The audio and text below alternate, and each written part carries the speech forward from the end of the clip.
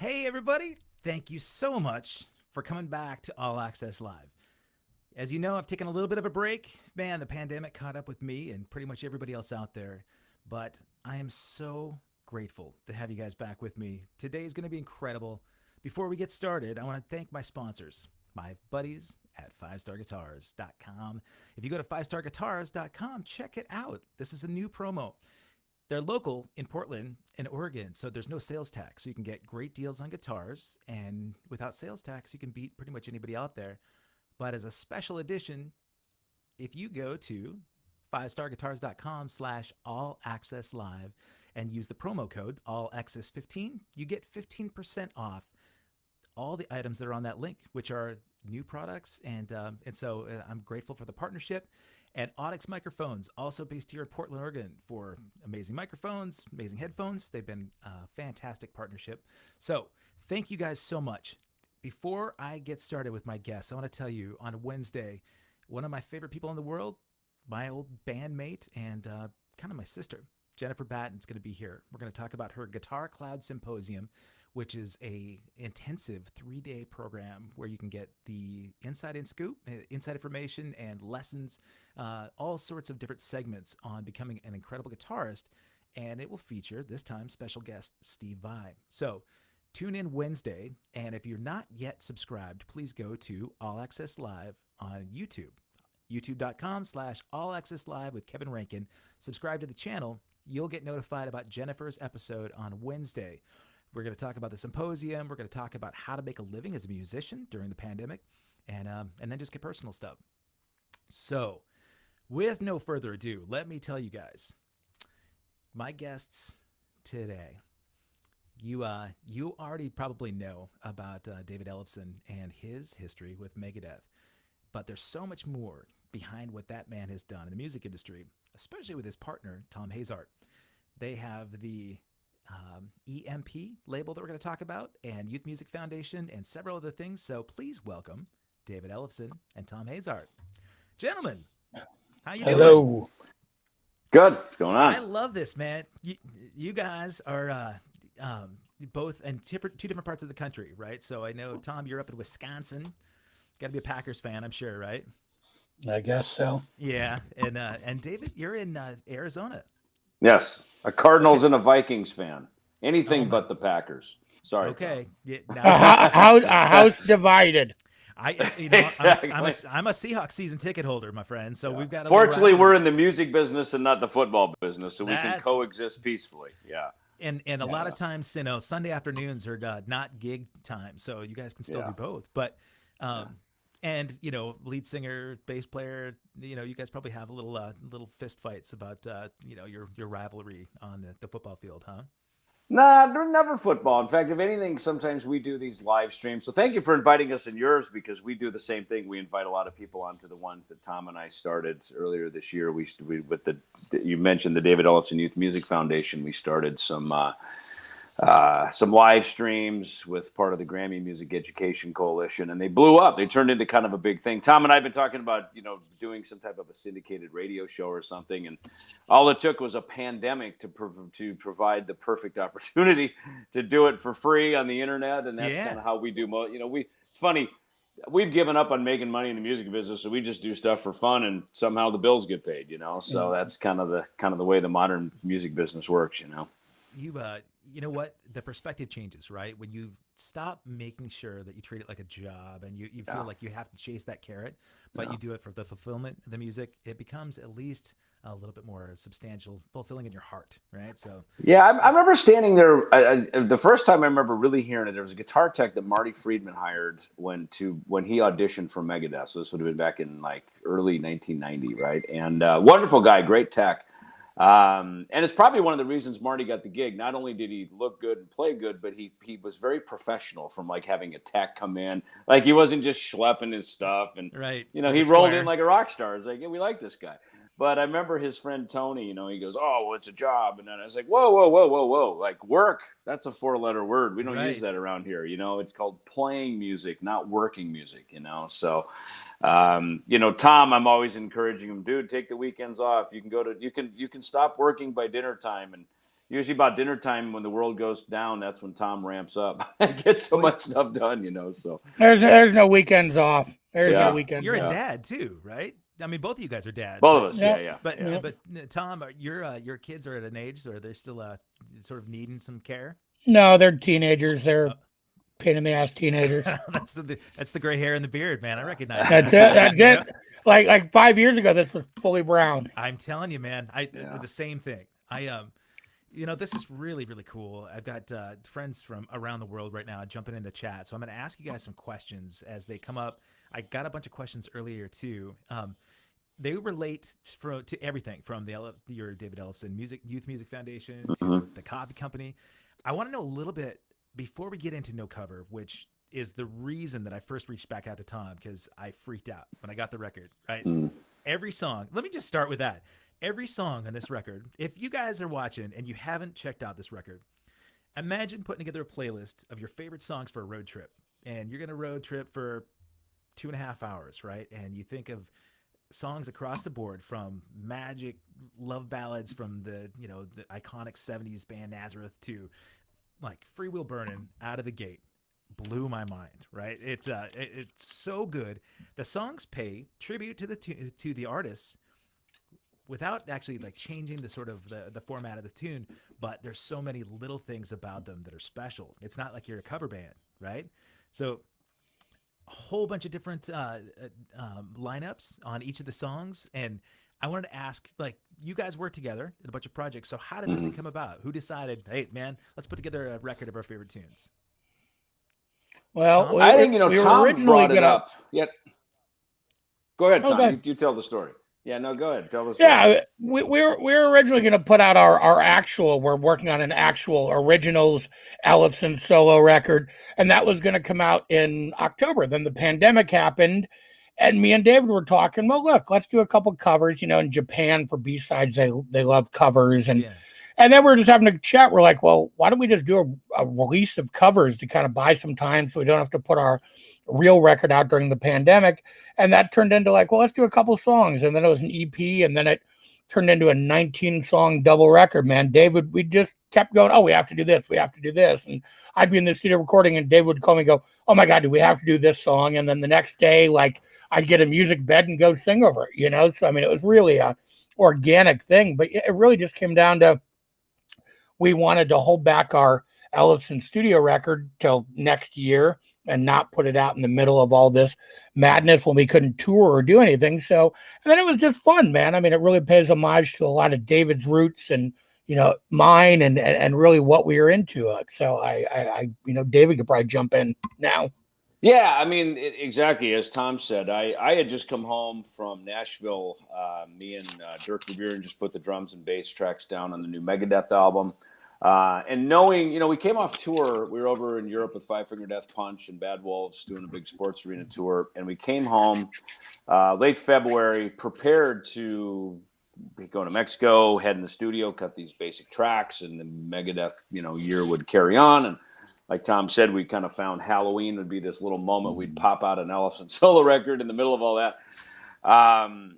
And of course, the world had other plans. So as things shut down, Thom hit me right away and back in March and said, listen, why don't you get on Skype and start giving some bass lessons to some kids? He goes, literally, I'm watching the whole world shutting down. The schools are closing. It's like, it's going down. Yeah. So I called Bumblefoot and Jimmy DeGrasso and some of my buddies, Nita Strauss from Alice Cooper's band. I said, hey, you want to jump in and do some lessons? And I mean, literally within a day or two, that turned into Thom created the Schools Out initiative with our youth foundation. And Cisco got on board, gave us a grant of some technology stuff. The Grammy Music Education came along and helped us promote these big live streams that we did. And it was really at a great time because, I mean, it was, we were heading for a collision course, crash landing in our business. Everybody from Alice Cooper to Megadeth to Disturbed and Five Finger Death Punch, all the big tours were going away. Everything was just sidelined.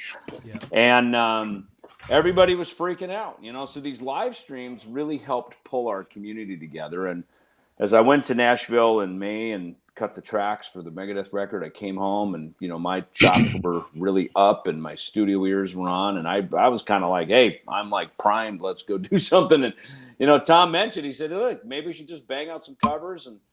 And again, one conversation, we probably had 3 or 4 songs picked. We chatted the next day, probably had 7 or 8. I mean, literally within a week, we probably had 15 of these songs, picked out. And a couple little stragglers that came in at the end were probably things like Riff Raff, by AC/DC, when Dave Lombardo came in on that. And then, Thom hit me one night. Literally, we're done. I mean, I think the thing was done. And Thom hits me, he goes, dude, check your WhatsApp. And I did. And he sent me a little sample of, he was in Madison cutting vocals like the kind of last day or so. And he said, and I checked it out, and it was Beth by Kiss. And I went, dude, I hail you. It's like, not only did I shed a tear as I listened to it because it was very emotional, but it was, number one, the Kiss Destroyer record is one of the reasons we're even having this conversation from back in my youth. But also, it was interesting because I'm a 70s Kiss guy. So for me, Destroyer was the record. But Thom actually went into Smashes, Thrashes, and Hits and actually did the Eric Carr version. I didn't even know that existed. Yeah. And we learn about Kiss a little more every day, Yeah.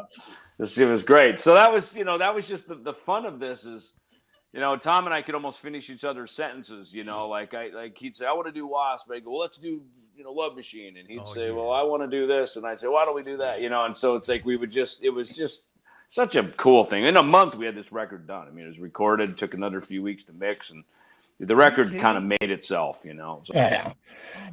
I mean, look, it was from the idea to the record being completed with, me dying in the process was like 3 months, you know what I mean? And we had to shut down and take some time off, you know what I mean? So it was kind of crazy to think. I mean, literally, we first discussed it the first week of June. It was pretty much in the can by the end of August, So. Yeah, and it was interesting, even while Thom, we always joked, we just got done recording Sheer Heart Attack, and then he went and he had one. And he was a little sidelined for a couple of weeks. We just started mixing. So the mixing process was happening. And our mixer is Alessio over in London. So he's busy working and mixing and doing stuff. And, I hit Todd Kearns from Slash's band to join us to sing on the Sweet FA, the Sweet song.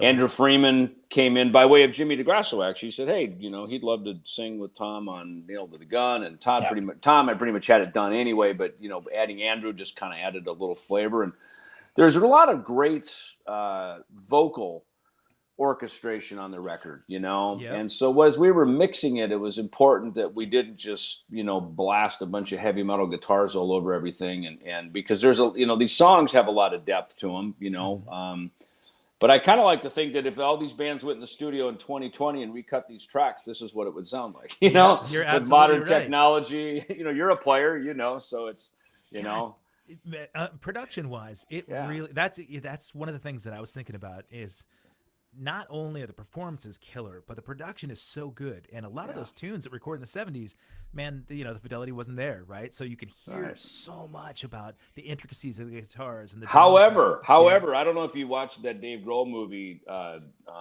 Sound City. Yeah. They made Not Fragile and the Cheap Trick record Heaven Tonight were both made there. I mean, some of my favorite records growing up, some of the Jack Douglas work and some of that stuff, a lot of those records were cut out there. And they were actually great sounding records, the originals, the warmth of the tape and that room and that console and everything. That's a great movie. That's definitely a great rock must-see film if people haven't seen that. Even though it kind of like resonates around the end of the recording industry and that studio in particular, not the recording industry, but the record production. Yeah. Did you ever work there? Because we never did. Megadeth, we never cut records there. Nope. But previous band did. The movie is amazing, and it's. I actually got to go there twice. I went there with Slipknot when they were doing Iowa, and I went there with the Snot guys when they're doing the Straight Up record. So I got to go there a couple times, and it's such a cool studio, such a cool vibe. I mean, you just walk in, you see the Nirvana plaques and the Fleetwood Mac plaques, and you're just like, that's the heaviness of a lot of those rooms in LA, man. You just walk in, you realize what, the record plant was the same way. You just walk in and you realize what the fuck went down there, and you're just in awe, Yeah. Oh, I mean, iconic part of history for sure. I there are so many questions that I got from people ahead of time, and I want to touch on them. There's a bunch of stuff that I have to ask you, and it relates to, first of all, let me ask before these questions. The Youth Music Foundation, I've been working with an organization here called Music Workshop that does basically music education for schools and schools that don't have any music programs at an early age. So from K-12. And as we know, man, music programs are wiped out in public schools internationally, right? So there's always other curriculum to get the funding. And the unfortunate thing is a lot of those kids then don't get the inspiration to want to play at an early age. If they don't have parents that educate them about, like music, or siblings that want to get them started on the instruments. The really cool thing about your foundation seems to be that it addressed underprivileged children, kids that couldn't afford lessons, couldn't afford gear. And so tell me a little bit about that formation, because to me, that's one of the biggest things about what we do now, the formation of it and how you can affect kids in our country right now. Well, you're right. I mean, when we launched it, Thom and actually one of our board members put together David Ellison Day, which was a very kind gesture back in Jackson, Minnesota, October 9th. The mayor proclamated that David Ellison Day. So, my thought was, what else can we add to that? And then we brainstormed and we came up with the foundation. And, it's funny, Thom had just said at the end of 2019, he said, 2020, I really want to put some time in on getting the foundation. Because we founded it, we did one event back in Jackson, Minnesota. We tapped some of my endorsements and we got them to pony up some equipment. We did a donation to the Jackson High School and their music program. And one of the things we found, again, Thom and I being Midwest guys, not being big city guys, but being more of the small town guys, there's a lot of focus on the inner city music programs, which is obviously much needed. But a lot of these outlying areas, even the farming community, which are fairly wealthy communities. I mean, the farmers and the land is worth a lot of money. I grew up in that, so I kind of know what that is. I knew what it was when I moved to Hollywood and became immediately poor by starting Megadeth, right? Into destitute poverty. That wasn't part of the plan, was it? Yeah, it was not part of the plan. But even there, the music programs, they're the first to get cut. Obviously, the sports programs have these amazing booster clubs, and the parents rally behind it. As I've learned, even here in town in Phoenix, the colleges, that those sports programs pay a lot of bills for these colleges and even at the schools. So, Thom and I think it's the thing that the Grammy Music Education liked about us, is that we sort of filled a void and we're kind of reaching a demographic that they wouldn't normally probably reach to. So probably our biggest thing is look, we can't be in every local zip code, but I think what Thom put together initiative, we're a global thing, and I'm kind of a man of the world, if you will, just by the nature of my career. And so I go everywhere, and so what that was cool. And with Cisco and online platforms like we're doing right now, we're able to reach people in Uzan, Argentina, Chicago, Texas, everywhere. We're able to literally reach around the world. And honestly, that's such a huge jump from really Uzbekistan. We thrive. Yeah, and it's funny, the girl in Uzbekistan, Camilla, big Megadeth fan, and she kind of do these little playthroughs and stuff. And she just sent me a video. She actually joined a band and is on stage playing and gigging. And she was saying, I feel more comfortable on stage. I said, I get it. I totally, when you're face to face with people, you're uncomfortable, but you get on stage in front of thousands of them and you're totally at peace. I said, we're speaking this. You are a performer. I get that. So.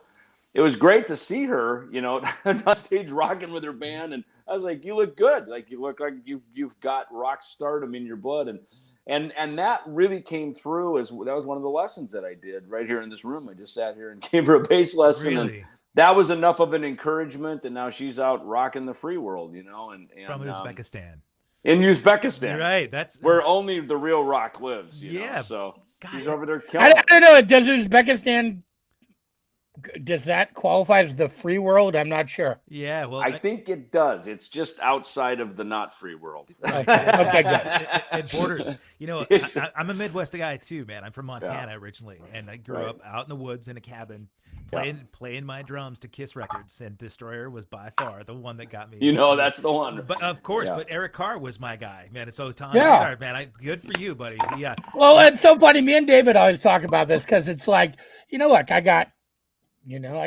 Oh yeah, is that Pictures of Night up there? I saw. Yeah, well, I was born in '75, so like the first Kiss record I owned was "Lick It Up," so I was like an '80s Kiss guy. Yep. Obviously, I retroactively went back and got into '70s Kiss and Destroyer and Love Gun and Dress to Kill and all the classic records. But my introduction to Kiss was '80s Kiss, "Lick It Up" and Asylum and Animalize and the Vinnie Vincent, Bruce Kulick, Eric Carr era. So yeah, it was funny when we did Beth. It was like, we didn't have a Kiss song on the record, which me and David are both huge Public Kiss fans. So that was really weird to me. I think we kind of avoided it intentionally just because people would expect us to do it. So I pulled out the last Kiss song anybody would ever expect anybody to do. And, and again, I kind of based it on that Eric Carr version that's a little more melodic. And look, I love the Peter Criss version, but Eric's version was a little more melodic and he sang it a little more. And it just always touched me a little bit more. And I kind of feel like my version was just sort of a conglomeration of the two, so. I love that about it. And honestly, Eric Carr, I think, was so underappreciated for the type of person he was. He contributed so much to that band. But absolutely. There's back behind Gene and Paul, man, it's just tough to make any sort of like prominent stage. They cast a tall shadow as Gene is doing behind me right now. Yeah, you're getting photobombed by Gene. I know. You know what? This brings up a really good point.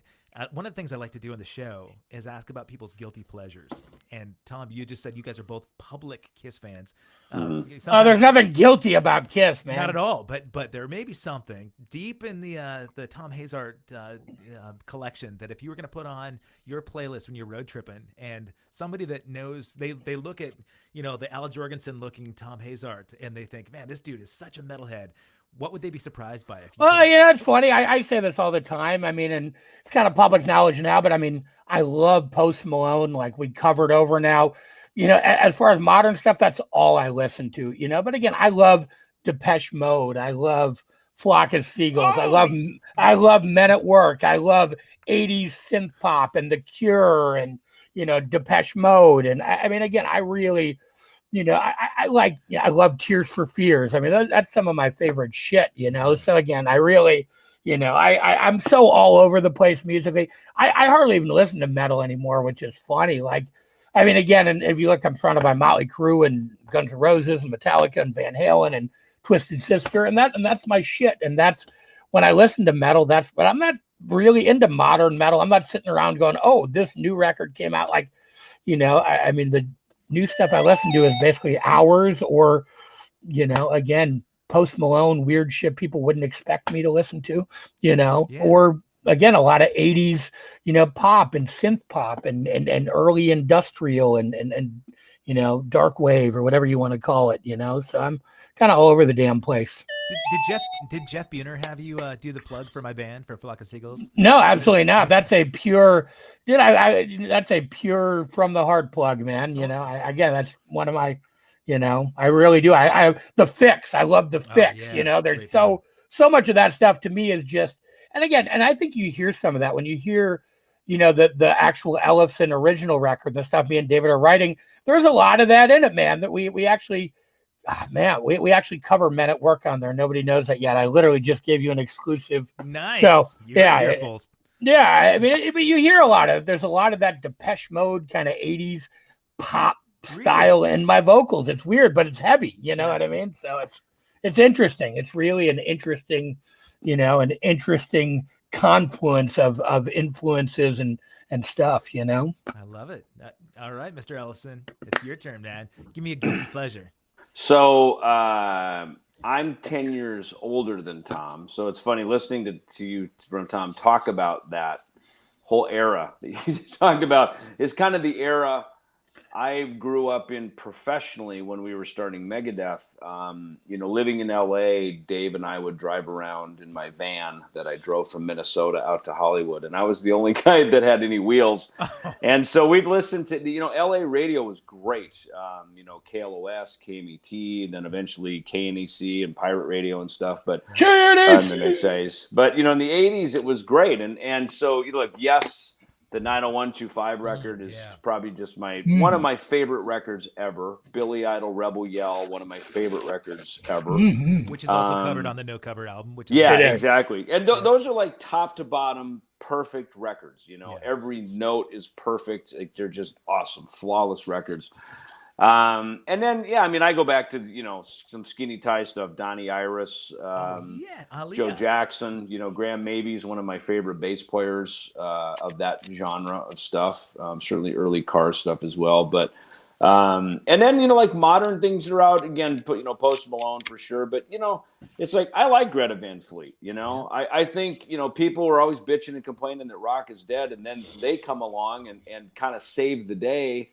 And then people go, oh, they sound like Led Zeppelin. It's like, what? No, they don't. They freaking sound like Bon Scott meets Geddy Lee meets maybe some Zeppelin, Sure. But again, we're all influenced by the things that came before us, And, I love, Ghost. I'm just a big fan of that stuff. I love what it is. And, it's kind of like modern day Kiss, there's a mystique, there's a fascination about it that it's superhero like. And I mean, that's what Kiss did for me. Kiss were these untouchable superheroes, and that's so I'm glad to see Ghost is a band that sort of recreated that for the current generation of young music listeners. Larger than life, that kind of like on stage persona is almost theatrical. I mean, it is theatrical. So it is theatrical, and you don't know what they look like. There's an offstage, There's a thing about showbiz. It's funny, I remember going to the Motown, the Hit Factory USA, right? I think it is right there, the two Motown houses. Hitsville.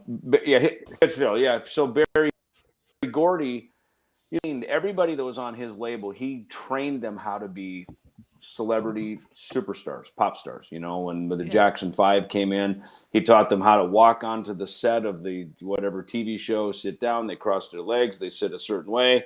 Michael does all the talking, the rest of you nod along, laugh appropriately, right?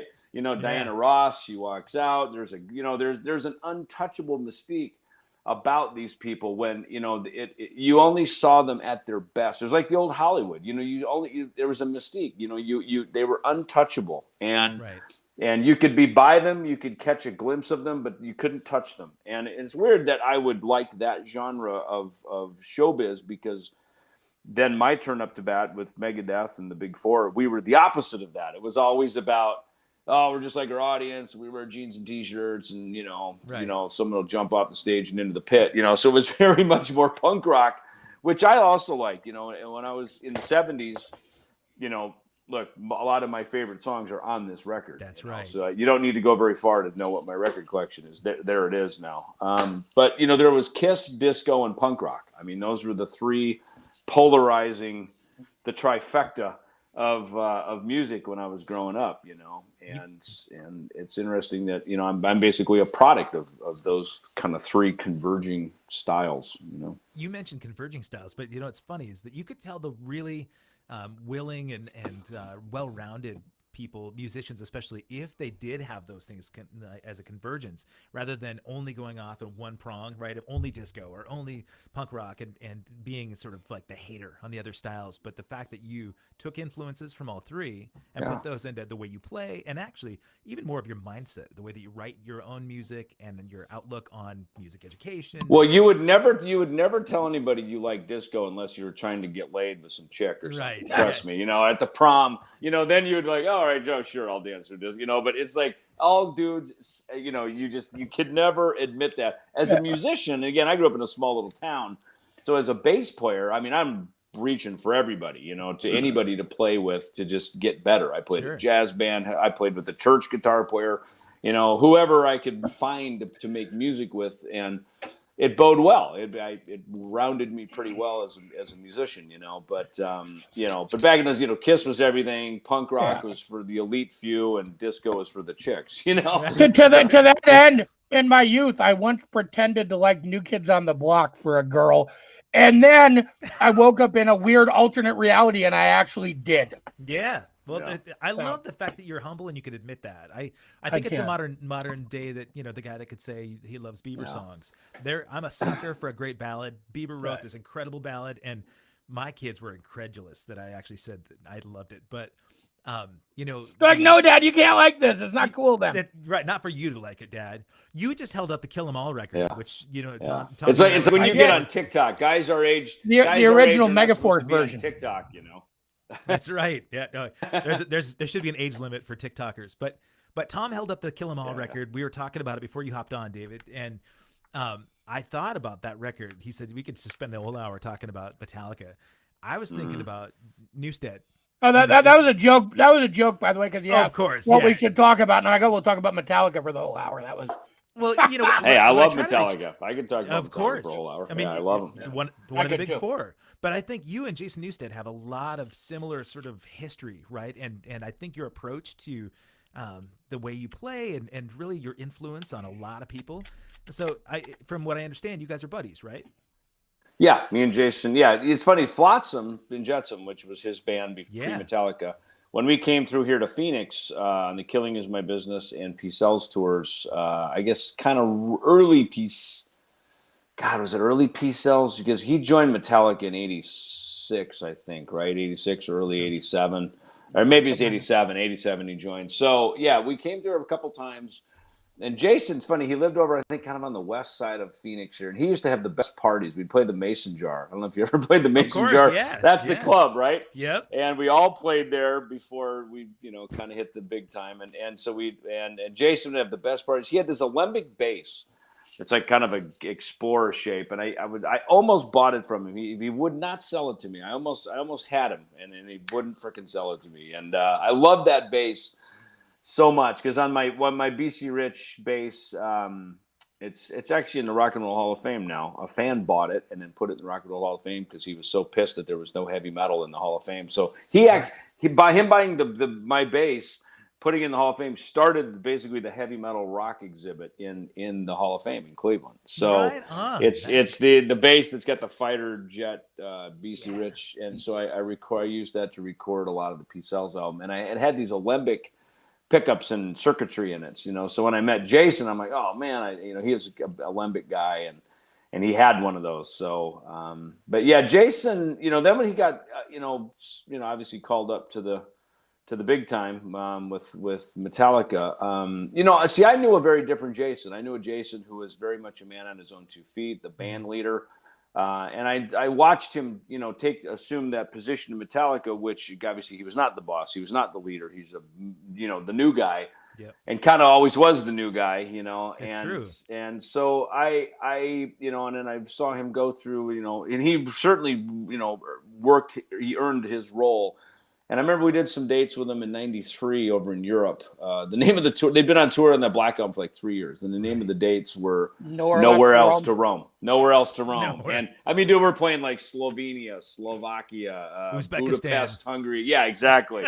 Literally those places. And watching Jason, man, I mean, he was singing a few of the tunes. James would let him take the mic. And I mean, he really, he had really, I was like, man, this guy really, he's earned his stripes, man. Yeah. I mean, he stepped up big time. And, knowing Jason, kind of his departure, we've never personally talked about it. It's kind of just one of those things, you just sort of don't go there. But watching him now kind of talk a little more openly about it, there's another guy inside of him who likes to write and be expressive and do that. And, when you're in a big band like Metallica and AC/DC and stuff, like you're basically faithful to one, that's it. And you have to be because of the size of those groups, and largely, Megadeth was like that for a lot of years, and then there's a period where Megadeth disbanded. And, that kind of started a journey for me out into the wilderness. Initially, it was kind of scary. I'm not going to lie. But I got used to it. And then by the time I came back and Dave and I started playing again in 2010, the last decade, Obviously, Megadeth priority is always number one. Yep. But as we've had these years here recently where we haven't worked that much and we've been at home making a record, doing these things, Thom and I, our friendship and just our love of wanting to be proactive and get out ahead of things. It's been a fun season to really open up, everything from coffee to the solo records to the record labels and all these things.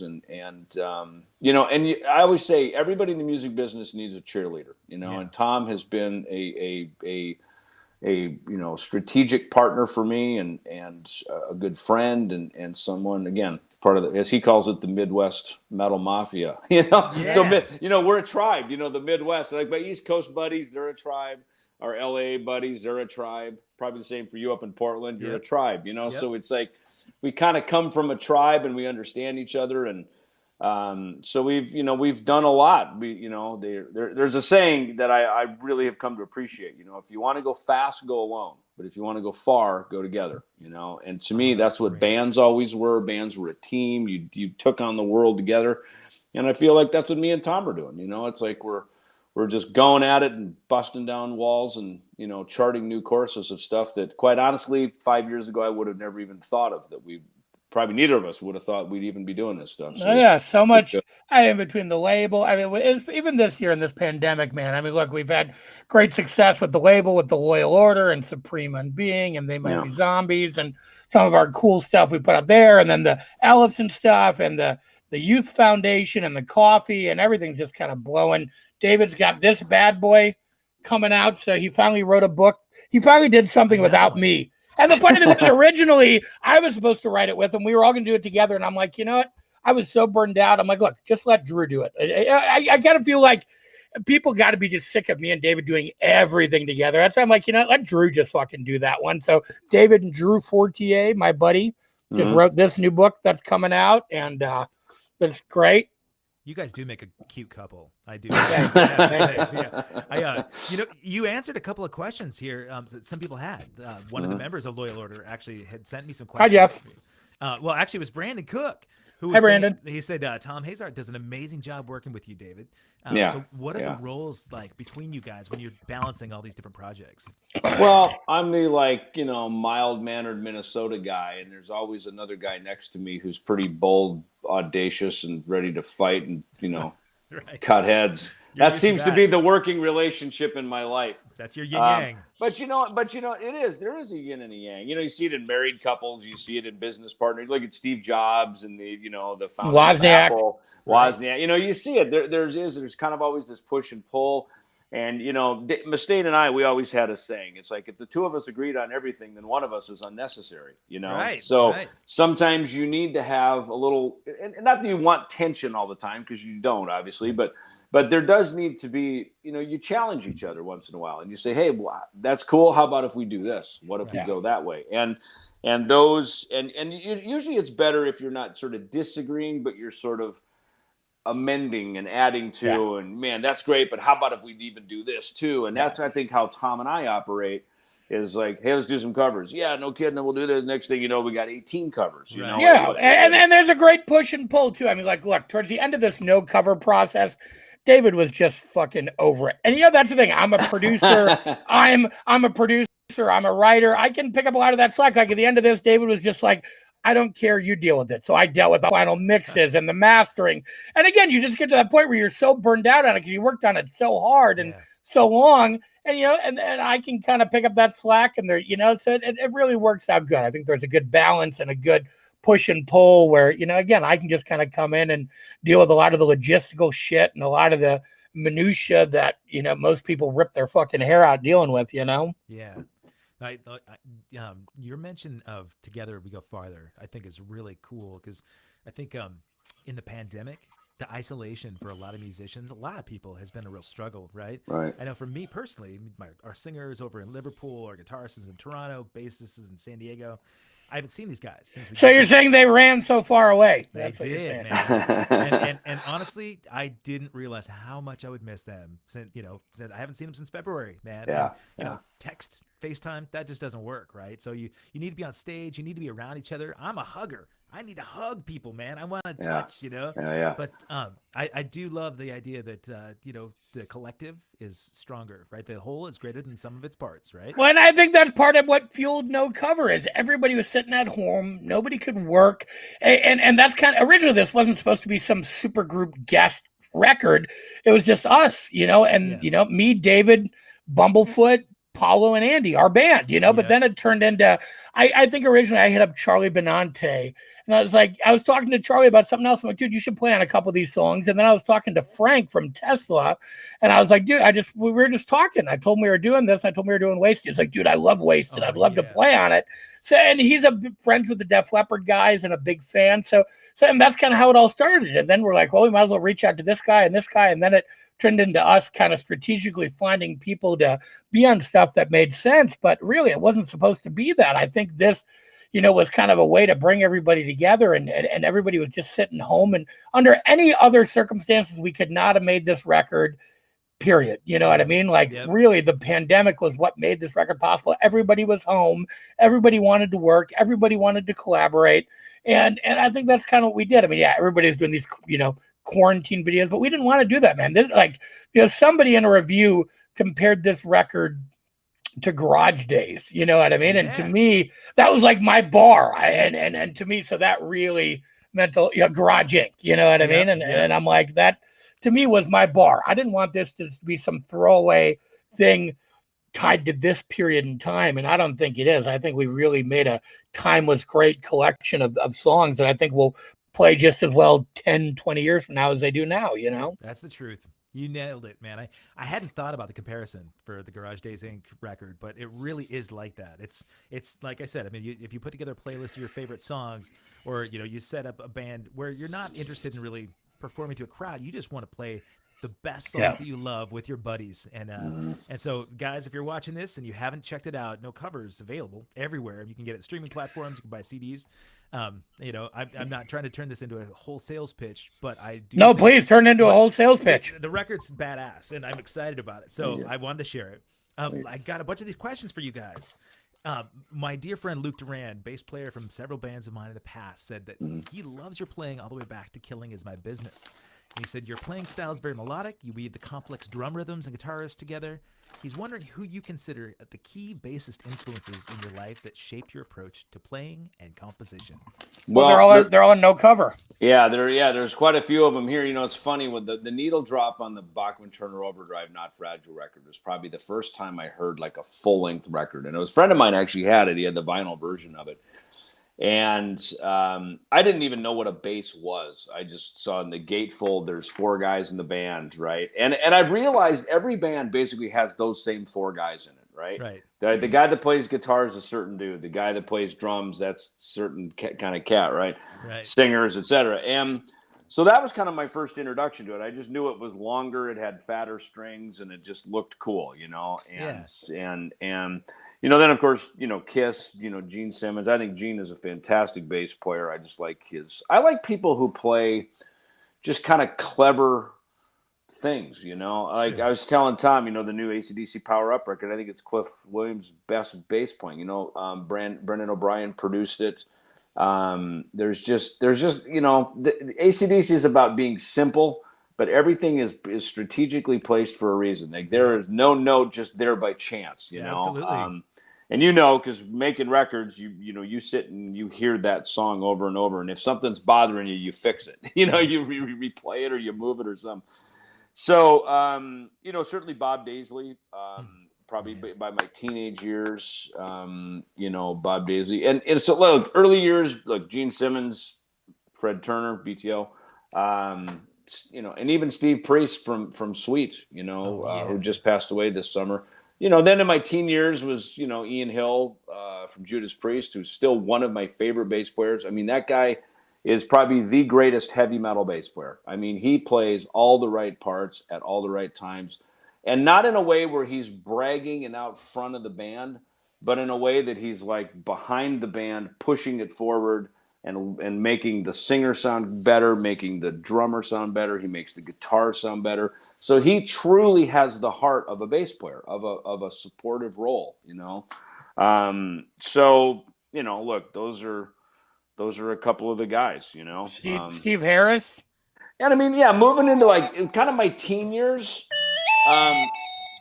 you know, in my teen years, you know, right as this Def Leppard record, On Through the Night, came out, right? Yeah. Which we did the homage of. You know, Rick Savage had just a great style and sound to him. And you know, he, I think, kind of considers himself a singer who also plays bass. He's kind of the second singer in Def Leppard. Right. And he's one of the writers, of course. So him, Tom Peterson from Cheap Trick.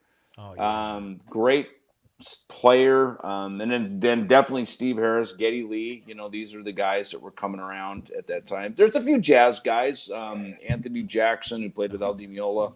Obviously, you know, Jaco Pastorius is the Eddie Van Halen. He's, right. You know, kind of that guy. But rest in peace, both of them. Yeah, exactly.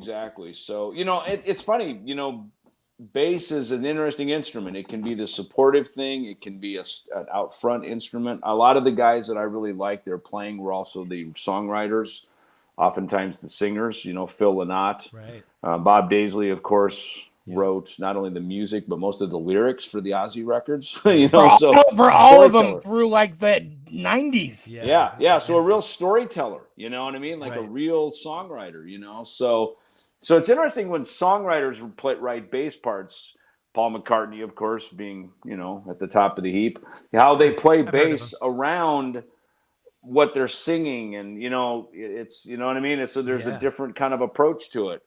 So, you know, I don't know. I'm a fan of music. I'm not this bass geek, to be honest with you. I mean, I've kind of geeked out on the bass, but to me, the bass is just one member of the band. I'm as fascinated with guitar players and great drummers and people who can sing, you know, amazing. So I always kind of listen back, even when I'm on stage playing, I'm always listening to what everybody else is doing, because the bass needs to fit into what's happening. It's not just turn me up louder and out. How does it inside the kick drum and, you know, nestle up to the other. Well, and David's a great guitar player too. People don't really know that, but I mean, he wrote a lot of great riffs on Megadeth records and in the stuff we're writing. I mean, David's brought a lot to the table musically and guitar wise. And, you know, a couple months ago, we sat at David's house with just acoustic guitars and wrote like 2 songs in 15 minutes. You know what I mean? Like David, people don't know that, but David's a really well-rounded songwriter and musician and guitar player and everything, you know? Man, well, that leads me to a great question from Joe Spencer, another amazing drummer, but he's a multi-instrumental guy. He says, first of all, we're specific to a song. Trust has the best bass line ever. He said, is that second note a C during the main riff? He said it's the 5-string low note that hits like a bomb. Yeah, it is. It's a C. Yeah, I'm basically just ripping off Adam Clayton from U2 is all I'm doing on that. So, you know, you're talking about influences. Yeah. He asked if you write with 5-string in mind when you're writing. No, I don't. I mean, the 5-string is, you know, it's funny. This one here that we put out, this Jackson 5-string. This was, and this is the new recreated version. But the whole reason I even invented the damn thing is because we had a song called Hangar 18 that we did on Rust in Peace, and I recorded it. I drop tuned it to record it because I only had 4 strings at that time. And then I went, oh shit, we got to go on tour. So I called Jackson. And, oh my God, just throw an extra string on a 4-string and let's figure it out. You know, we didn't have pickups and bridges and all. There was very new technology back in this would be 1990. So we were just making it up on the fly, just grabbing parts and making a bass, you know, but as I got the 5-string in my hand, I began to really like that lower register. You know, Megadeth always had tuned in a standard tuning. You know, in fact, I remember when we took Ellison Chains out with us and the drop tuning thing. I remember going home off that tour before Clash of the Titans and dropping tuning. I go, oh, that's how they did it. And all of a sudden, I'm putting my hand in the same place I would normally put it. Yeah. But because of that dropped string, like these new sounds, I was like, well, I brought a bunch of that stuff into Dave to check out on Countdown to Extinction, and he didn't like it. And that's fine. I mean, Dave's the benchmark of what's acceptable in Megadeth, and he's like, yeah, it's not for us. I said, I get it. I totally get it. But I kept those things. Funny, I used them years later, like an F5 and various things. Yeah. And even when we took Korn out with us in 1995, we took them on their first big tour, and watching those guys tune down to that, the 5-string became the B string became the new E string. Like everybody just moved everything down a string, and as much as it caught me off guard, it just really spoke to these new generations, and that's how younger musicians started to hear music. That became normal. The sort of standard tuned Megadeth, Iron Maiden.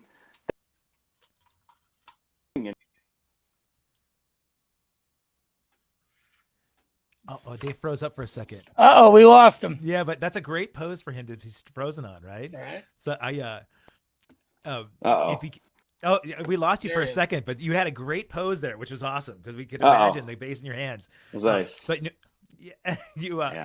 but you were talking about that transition thing, right? and the switching, with in those phases where the B string is the new E string, right? And you also touched on a little bit of the presentation of the collective.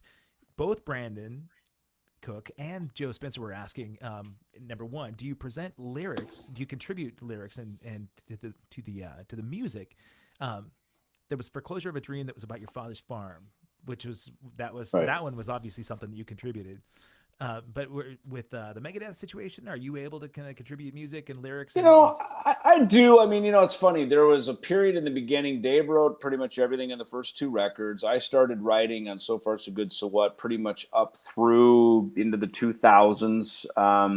When the thing disbanded and Dave put it back together, Dave very much wanted it to be him in charge, running the show, doing everything. There have been small collaborative moments, but one of the things about when you come into the room, so to speak, and you sort of suss out, how things are being run in a band is you kind of, who's in charge? Like, how do we write? We did try some collaborative stuff on the 13 record. And I just got real quickly let's not go there. I tell Dave all the time, it's like, dude, just write the songs, man. You write great Megadeth music. I'm happy to just play bass to this stuff. I'd rather avoid the conflicts, quite honestly, because, if collaborating is a conflict, then let's just avoid it. It's like, handle it, dude, do it, And I think, for me, I've got, as you can see, I play nice with my friends in the community, and, me and Frank Bell have done stuff, and me and Thom obviously now are writing records. I've got I've got people I write with and do things with, and I get to have that release and get to do those things. And a lot of that, I think, as a writer, is just sort of the validation that it gets to come out. We were talking about Jason Newsted earlier, and they talked about that when we watched the Saint Anger movie. Like, Metallica was very much not okay with people sort of moonlighting on the side. Like, that was not okay with them, and that's their corporate culture. I think in Megadeth, because it disbanded and when it came back together, that kind of had to be allowed to some degree, and not in a way that would get in front of Megadeth. As they say, don't trump the brand, if you will. But everything we do always kind of takes second fiddle to Megadeth, and that's fine. I mean, again, we take these little windows where we have them in between to do stuff and push it out. But again, we're always mindful of the machine, man. Megadeth has been my favorite band since I was 12, and I'm honored to be in that orbit. And again, we have good communication now with management and sort of just know what they have going on and what we have going on. And we just sort of schedule everything we do when there's sort of downtime. And we don't want to get in the way of anything Megadeth does. And we think the worlds peacefully coexist pretty well. That's a healthy way. Yeah. Probably why you guys are both happily married, right? So that helps. That personality. Like, somebody actually just noticed that Thom changed his name, so we appreciate that, Thom Hazaert. I did. Dane, I realized you guys all had last names, and I just have my first name. I felt so inadequate. So you're like Cher or Madonna, So just feel less than. Can we talk drums for a second? Is like, okay, sure, of course. Dane Haas asked. He plays the Nick Menza era in the tribute Megadeth. So he wants to know your favorite Nick Menza story from the past. Who would, by far, my favorite Megadeth drummer? Sorry, Nick is. It's funny. Last night, my son and I were watching the Robert Downey Jr. movie Due Date, Yeah. right? And I asked him. I remember going over to Nick's. Nick, it's funny when I first got to know Nick, he was hired in as a drum tech, kind of as an understudy to Chuck Beeler. We kind of realized at that point, you That. kind of need to Nice. have sort of a guy on the bench just in case someone goes Yeah. down. And, it was, so that was kind of a weird era of the band. So that was how we met Nick. And then, 1989, we have him join the band. And so he had this sort of open door policy at his apartment, and him and his girlfriend, Stephanie, lived in North Hollywood. And it was very much like how I grew up on the farm. Like at the farm, we'd leave the keys in the car, the doors unlocked. People drop by for coffee. They'd come in and chat. Everything would stop. My mom and dad would be, they'd have a visit, how they say in Minnesota, right? So Nick's apartment was like this. And I envied it because when I moved to California, I was the new guy in town. Nick grew up basically in the Valley. So people would just drop in and out, come in, smoke a bong, drink a beer, watch TV, hang out, whatever. I mean, that's just what it was, it was. And I was trying to get clean. I was getting sober at the time. And Nick and his girlfriend were actually very helpful for that. But I remember sitting here watching Less Than Zero at his house and just being flipped out because, when we went in to record Killing Is My Business, I remember Scarface was on. And that was sort of the beginning of that path down. And now, a few years later, I'm at Nick Menza's house coming out of that. And Less Than Zero comes on. I was like, whoa, it's like Scared Straight moment. Big time. But Nick was a good friend to me, aside from just being, a member of the group, he and I, he always liked to cook orange roughy. He'd go to Gelson's, there on Riverside in North Hollywood, Gelson's in Laurel Canyon. He'd always play orange roughy and we'd go to his house and he'd cook orange roughy. He's Italian, so he loved to cook. We'd go over to his mom and dad's house just a few blocks away and we'd have backyard parties and stuff there. So, Nick was kind of like, he was kind of probably the closest thing to feeling like I was in Minnesota that I had, because he was a real tight family guy, Like, he was that guy. Hold tight for one sec, Dave. Yeah. We lost your internet connection for just a sec. I saw it dropped. You said he was the real Midwest guy, real tight family guy. Yeah, no, he was probably the closest. I mean, he was a California guy, but he was probably the closest I felt to having kind of that down home, like a real friend, kind of guy. Yeah. We used to mountain bike together. We'd play tennis while we were recording Rust in Peace. Me and him and Mike Klink would go off and play tennis in the morning and, bike ride. Nick and I would. He got me into a healthy lifestyle as I was getting sober. In early 1990, he got me because he was very physical. He looked great. He was trim. Yeah. I always called him like the Tommy Lee of thrash metal. He was like, he was an animal behind the drums, but he was fit. He was in good shape. He was athletic, and he got me into that, which was really, because I was coming out of a pretty dark little season of my life, and I needed it. I needed to get cleaned up and get a healthy lifestyle, and quite honestly, that helped us. I mean, I thought we looked good as a band during the rest. Well, look, you became the hunk of the month. Thanks, Nick. Hunk of the month. I mean, come on. Thank you. Yeah. Yes. Forever grateful for the hunk of the month. Absolutely, man. You talked about sobriety, man. That's one conversation that I touch on every once in a while with these my all access shows. I've had a good handful of musicians that have. I lost Dave completely. Here, let me get him back. David.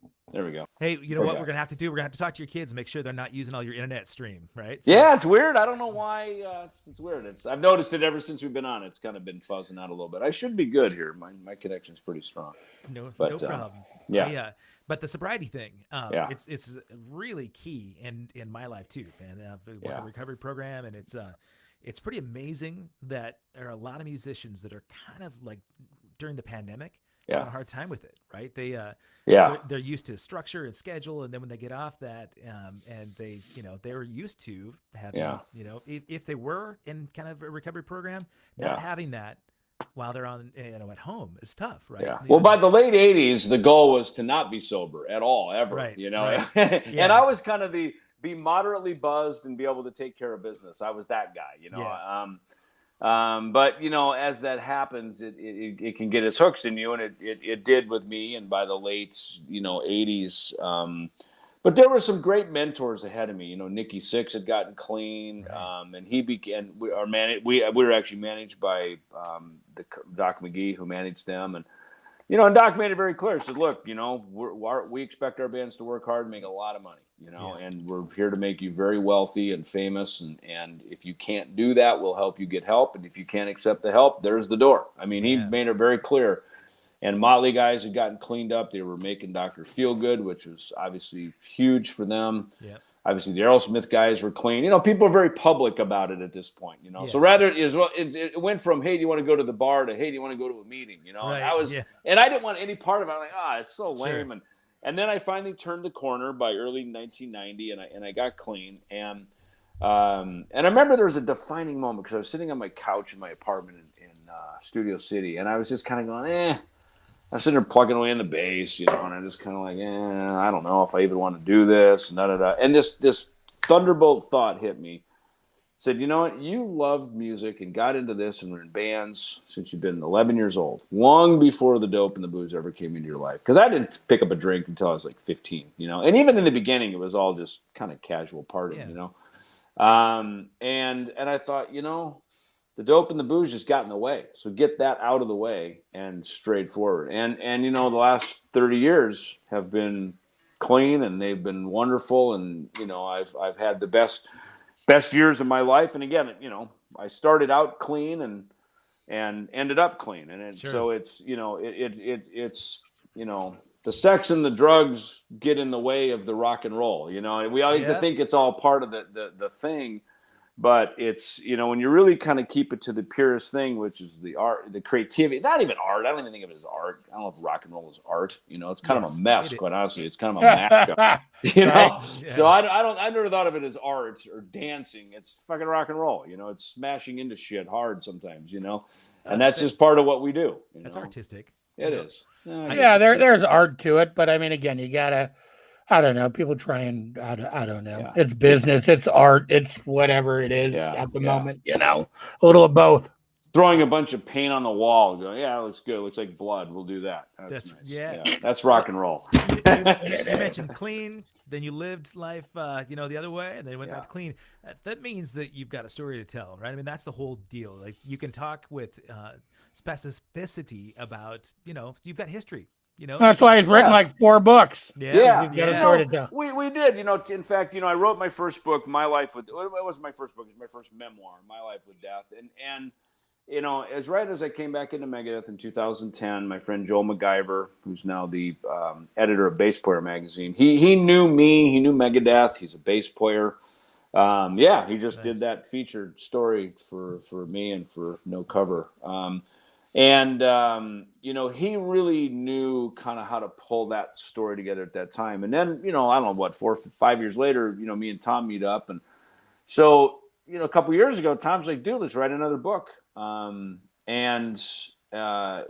wrote More Life with Death. And it was great because there was so much that had happened since that first memoir, between the record label and coffee company and the production company and all these other things that Thom and I are working on. And Megadeth had won a Grammy. We've been nominated 12 times. You know, we've been invited to the dance 12 times. And finally, on the 12th time, they let us take one home, which was, you know, funny enough, while we're doing this, I'm sitting here voting for the Grammys for the record. The voting started today. And for the record, I voted for Post Malone in every category. Nice. As we should. Yeah, talented dude. Yeah, and it's great. You know, it's funny though.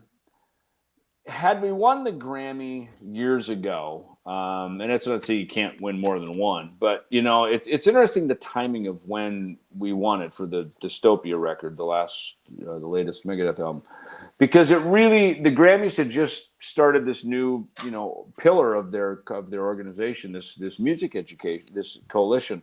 Right. And that was a perfect time for what we were doing with the Youth Foundation. And so, you know, again, had it happened years ago, we might not be part of that. So, you know, it all lines up for a reason. And I'm a firm believer of, like, you know, try again. But, you know, the old Japanese saying, fall down 7, get up 8, for sure. But, you know, sometimes always sort of in God's good timing, you know. It's like sometimes, you know, I was told, David, the answer is never no. It's just yes, not now, or I've got something better in store. Oh yeah. And I really have come to believe that, as frustrating as why did that happen the way I wanted it? And you kind of go, well, even COVID. I mean, I think COVID's a perfect example. It's like, hey, one of our first live streams, we had Alice and Cheryl Cooper on, and Alice had to cancel his tour, and he said, hey, God sent us all home into timeout. Go to your corner, put your toys down, stop fighting with each other, go home. Learn from it. Yeah, so wise words from our friend Alice. Yeah, and Alice is he's kind of the deacon of the community. So we go to him, the Pope. So, he really is. And your neighbor. He is. He's lived a life and told a story, and he took us out. He took Megadeth under his wing very early on, and he gave us the sort of disapproving look, and he gave us the talk and said, "You boys better be careful, man. This you can burn out quick, and you got a good thing going here, so be careful." And boy, was he right. Yeah, he was right. Yeah. You mentioned Nita earlier, and one of my best friends in the world, Glenn Sobel's been doing the Cooper gig for a long time, and he has such reverence for Alice as a man, as a real stand-up, not just as a boss, right? Yeah. But he talks about the experience, and most people don't get to hear about those things, about how gracious somebody like that as a band leader is, because he's become family. So he takes care of his people in the band, and he really takes care of his community. It's nice to see that. You think about Alex. I saw that even when he took us out on the Peace Sells tour. He rides on the bus with his band. They all stay at the same hotels. It's it's not like the band's in a van and Alice is off in a private jet, living the life of Ryan. He's a member amongst members, and Alice, he just loves to be in a rock and roll band. And often he does things. You're right. He has really shown like this is how you have a family. Funny, I just did a live stream with Evan, who managed Guns N' Roses and Great White, and he had a great quote. He said, "At the bottom of the stairs, you're you, but by the time you walk up to the stairs and your first foot touches that stage, you become the other guy."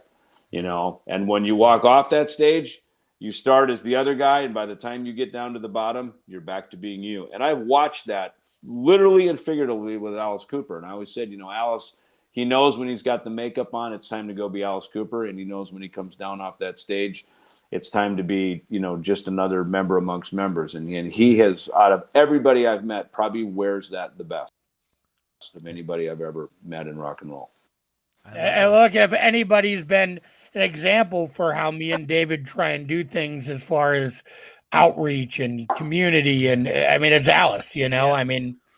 Yeah, man. Halford too. I mean, Rob, I know that Halford's your neighbor as well, right? And Rob, it's funny. Rob, and his memoir just came out. I actually just got it for my birthday, and that's the next book. I'm actually finishing the Peter Frampton book right now called "Do You Feel Like I Do," which is an incredible story.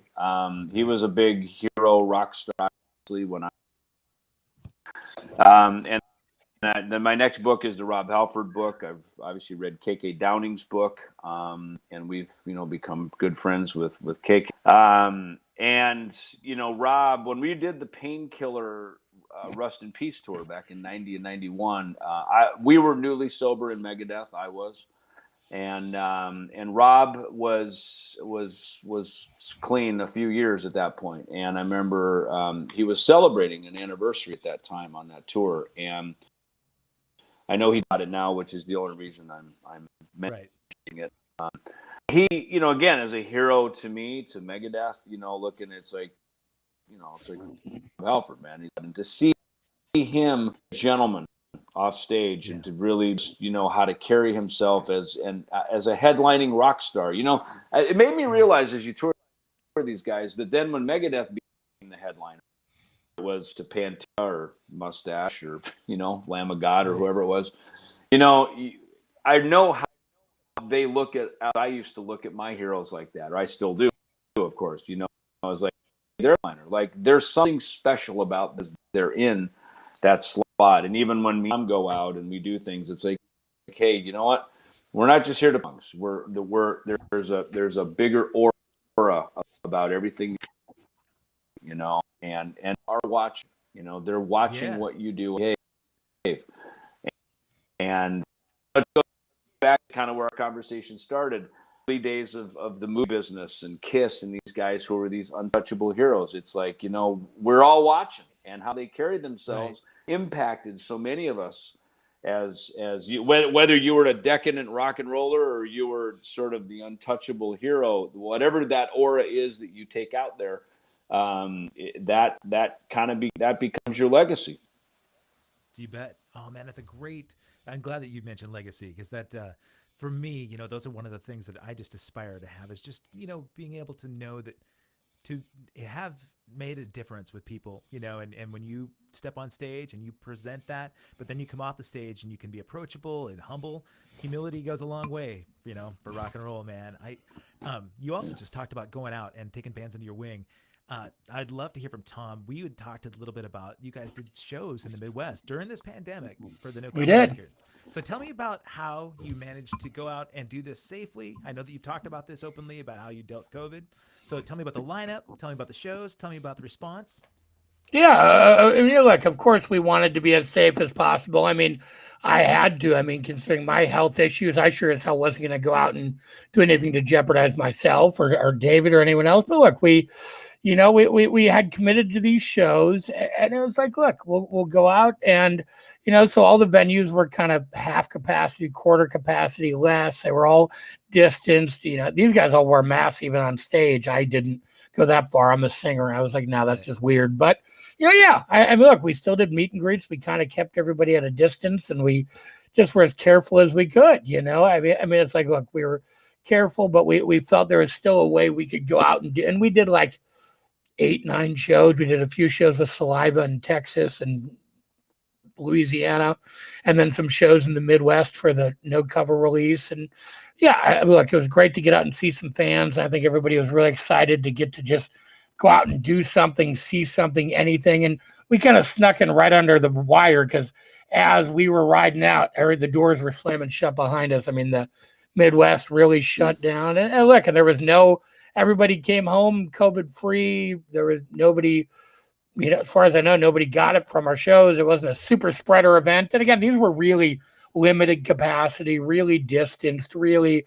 I insisted with all these clubs, you need to check temperatures. Everybody needs to wear masks. We need to, have the club at, quarter capacity. And they really did. And again, they were all, I think it was great. And I think it was, for having to do what we had to do, we did it. And it was great to go out and see some fans and see some people. And I think they're excited to see David. And it was great that, we only have a brief window to play these songs, really. Because, again, we do this record and then we kind of move on to our next record, So we just kind of have this limited window. We could go out and do a set of these songs. So we were like, what the hell, Did you throw any Megadeth stuff in, too, just for fun? Maybe. We usually throw in a song or two, usually stuff that Megadeth never plays, like Liar or Hook and Mouth, or just old, weird fan favorite stuff that go to hell, stuff that Megadeth doesn't ever play live, that I kind of insist on. When we started doing this, I'm like, okay, but we're going to play Hook and Mouth and Liar. And last year on the Mega Cruise, it was pretty awesome. Obviously, it was not awesome that Dave Mustaine got throat cancer, but we stepped in kind of at the last moment, and they asked us to play on the cruise. So we kind of went up into our set and did like a Megadeth set in tribute to Mustaine. And it's great to get to pay tribute to the legacy sometimes. But to me, this is about other stuff and writing our own stuff, whatever. But it's fun to get to step into those shoes once in a while and just play those iconic songs here and there and kind of enjoy that little piece of David's legacy. It's a blast, You mentioned just like how people really appreciated being able to come out and see David and see you. If you think about how there was this drought for live music, right, where people were just stuck at home, just desperate to have an opportunity. The drought for human contact, period, Yeah, for sure. But I bet the release at these shows, even at quarter capacity, had to have been nuts, right? There was some great. Like the one show in Chicago, we did play Hook and Mouth or Liar or something. There was a crazy pit, man. But again, there was a pit for even our stuff, man. Simple Truth, Over Now. It's great. Like, people react when we play the Megadeth stuff. They react when we play the no cover stuff. The majority of the set was no cover stuff, but we'd never played Simple Truth live. We'd never played Over Now live. That all came out during the pandemic. So it was so cool to get people's first reactions. We'd never played any of the no cover stuff. So it was like, it was great. We got to play all this stuff for the first time live. And it was exciting, and it was fun. And yeah, the reaction was great, and people loved it. And what was the lineup that you brought out with you? It was us and a band called The Crown who opened, and then there was some locals and some. Or you mean our band? It was me, David Bumblefoot, and then Dave Sharp and Opus from Dead by Wednesday, who are kind of our U.S. touring band when we went out and did the Bass Story stuff last year and the Sleeping Giants stuff. And the guys who play on the records, who are technically Ellefson, Andy and Paolo, live in Italy. So when we go to Europe, we kind of do stuff with them. Here, Dave and Opus kind of jump in and fill in for us, and we love to take Bumblefoot out with us whenever we can. And he's so great. I can't say enough.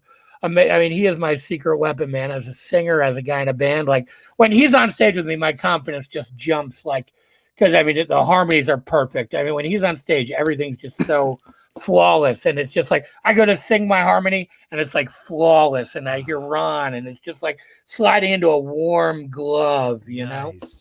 Yeah, Brandon Cook was asking about that, what it was like to work with him. I think he's great. He's genius, man. He is. He did a lot of stuff on No Cover, and again, he's in the band. He's the second guitar player in the band, but really where he shines, I think, on the both on No Cover and on the new upcoming record is vocally. I mean, again, he does a lot of, and even on Over Now and Simple Truth, like I'll write my parts and some harmonies, and I'll send it to Ron, and he'll come up with these other crazy intervals. And again, I think me and him vocally really work just on this really amazing level together. Number one, he's an alien and like the greatest guitar player on earth, but musically, the guy is just on another level where it's just unbelievable to be in a band with a guy like that, you know? That's so great, man. You know, to hear bandmates talk about their reverence for each other is so nice, right? You know, I mean, there are a few bands that I've been in where, you know. Yeah, lots of times it's like, screw that guy. I never liked him anyway. Right, Like, well, why was he in the band for 10 years? That's right. Yeah. We liked him then, but we didn't like him anymore. Right. All those positives go out the door. Yeah, right. Well, you know, being in bands is kind of like being in a lover relationship with the opposite sex kind of thing, you know, because it's very intimate. You're living together. You're getting to know each other on a very personal level musically, you know, to just be able to just pick up a guitar and say, hey, I have this idea. What you're saying is, hey, I have this idea. What if you reject it? You know what I mean? And I don't care how bold or brazen any of us are. There's a piece of you that you kind of go, because in order to really get the best stuff out there, you're basically just opening it all up. Because the surface level stuff doesn't connect. It's the stuff that's deep in, you know, like Thom, like you're saying, he was at the house a couple months ago, and he goes, we finished a live stream and some other stuff we're doing, and we sit down on the couch, and he goes, you know, picks up my guitar, and he just kind of drops the tuning, and we're just kind of bullshitting a little bit. And he goes, you know, so I got this idea. I can tell he's kind of warming into the idea, and he goes, I got this idea, and he started spinning. I went, dude, that's freaking awesome. The lyrics cool. I said, and so I came in the office here and I picked up a bass. I said, dude, I love that. Let me turn that into a bass line. That's fucking awesome right there. And then we just, you know, again, and that is a very, that XY axis when you're laying it out there, you know what I mean? Is this going to get rejected? Is it cool or not? And especially I think as a vocalist and a lyricist, I mean, I've always been somebody, I'm not like, you know, Steve Harris. I'm not writing about like historical fiction, you know. My lyrics and the stuff I heard has always been really personal and really introspective. And look, and I came from the, you know, I guess kind of the Lane Staley, Jerry Cantrell, Scott Weiland sort of school of writing, you know. And again, I kind of grew up in the 80s and I love Motley Crue and I love all that shit, but I don't write like that. You know, when I really started playing and writing music, it was after that. It was in the 90s when everything had gotten a little more serious and a little more introspective and a little more personal. And that's sort of where I write. And to me, like when you can expose that nerve, that's what people are going to grab onto and really be able to relate to and take something away from. So I really, you know, lyrically, and people will hear this, I think, on the record, and even Simple Truth, man. I mean, that song's fucking autobiographical. You know what I mean? It really is. And I you know, when you can take that exposed nerve and really put it out there, I think that's when people can feel that and relate to it and grab onto it. And, you know, the vulnerability part is really, it's funny. You're going to laugh, or most people are such lyrical they pay attention to lyrics so much more at the beginning of they first hear a song, the first thing they hear is lyrics. I was not that guy at all, man. I was all about the melody and the hook. And really, just the last several years has been a time where I really dig deep into lyrics. And it's discovering this vulnerability for these artists, these lyricists that have just genius communication style only through their lyric. I mean, they might not be that way in person, right? But the way that the songs come out, where they can expose themselves and be completely vulnerable, it's mind-blowing to me. Well, even for me, like we talked about before, a lot of my influence, I think, goes back even earlier to Dave Gahan and Robert Smith, and there was a lot of the first place that vulnerability really came into music and lyrics, I think, was in Depeche Mode and The Cure and some of that stuff. And I think Korn and some of the bands that really glommed onto it later, that's kind of where they got it from. I know Jonathan's really, so again, I think that a lot of that stuff we talked about earlier is kind of my guilty pleasures. Yeah. There's a lot of that sort of introspection and that comes from that style of music. Yeah, that's the first two lines of a song will either grab you or you sort of pass it over. And it doesn't mean you're going to discount the song, but from a lyric point of view, those first couple, there's a Megadeth song, obviously, "Sweating Bullets," and people like who aren't maybe big metal fans, so I'll get introduced and say, "Hey, this is David. He plays in Megadeth," and people go, "Oh yeah, that song, Hello Me." Right. It's not the Adele song, obviously, but it's the opening line of "Sweating Bullets." Hello me, meet the real. Hello me, and that's what they remember. That's not even me. the title of the song. The song's called "Sweating Bullets," but it's so funny that song, and that was a more mainstream song. It was obviously there's some of these deeper cuts. So I always kind of use that as an experience, like that opening line. Just either it either grabs you or it doesn't. We could go down through the catalog, probably some of these, certainly Kiss songs, Iron Maiden songs, Number of the Beast. I was alone. There's it starts the narrative. It's either it's telling the story and it's bringing you into that, So I know Thom does great with that. Thom and his stuff is very personal, so it's like when those lines start, I'm always kind of following. Of course, I know you, Thom, so I know some things about your life. When it goes there, I go, interesting. And my next thing is it relatable? Like, can people relate to it? And we had I won't tell you the song, but we had an experience in the studio on the Cryptic Writings album, and there was a lyric, and our manager just sat back and he goes, I don't get it. What is it? And I remember there was an explanation about the song. He goes, exactly. If you have to explain it to me, you've already lost me, and it was.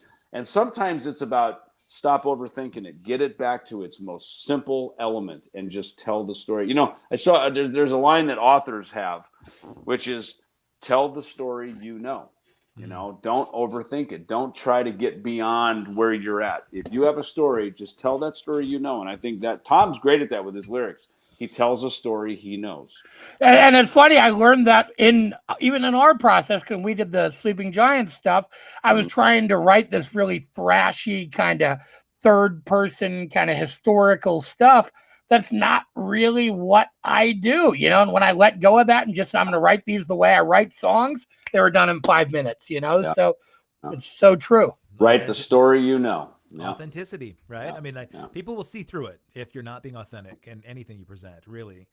I just was going to ask one last question about that. When you talk about the first lyrics and what you look for in not just like a hit record or a relatable record, but you guys have the EMP label, right? Mm-hmm. And so you've got my friends in the Loyal Order that you guys worked with. When you take on a new band and the label, is that something you look for? You look for specific things, hooks or marketability, or what is it that you look for? Yeah, we're not really signing so many new artists anymore. I mean, it's funny. The labels have sort of just become a vehicle for us to put out our stuff but I mean, look, I've done A&R for a long time, like 20 some years, and I worked with Chimera and Switched, and I got like 10 bands signed to major labels in 10 years. In 2 years. But over that time, everything changes and what you're looking for changes. But look, it all comes down to a great song and a great presentation. I mean, we do more licensing deals.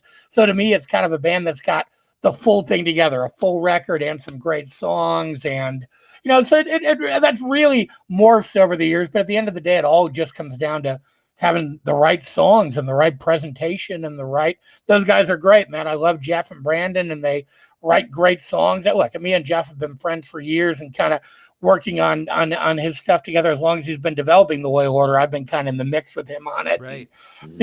But again, it's really just about, again, having the whole package. You got to be the right band, the right image, the right name, the right logo. It's all so important. And now, labels used to develop you. Now a label expects you to kind of, it's all out there. Now a label kind of expects you to have the whole package on your own and bring it to the table, and maybe you'll get to go to the dance, Right. Yeah, man. I think the bands that do get to work with you guys are fortunate, because there's a lot of there's legacy there, there's a lot of history, but I think more important, there's a connection that you guys have together to sort of front, that as an allied front, as an alliance. I think I know that the guys in Loyal Order are excited about it. I know they appreciate working with you. I mentioned David. I mentioned to Thom earlier.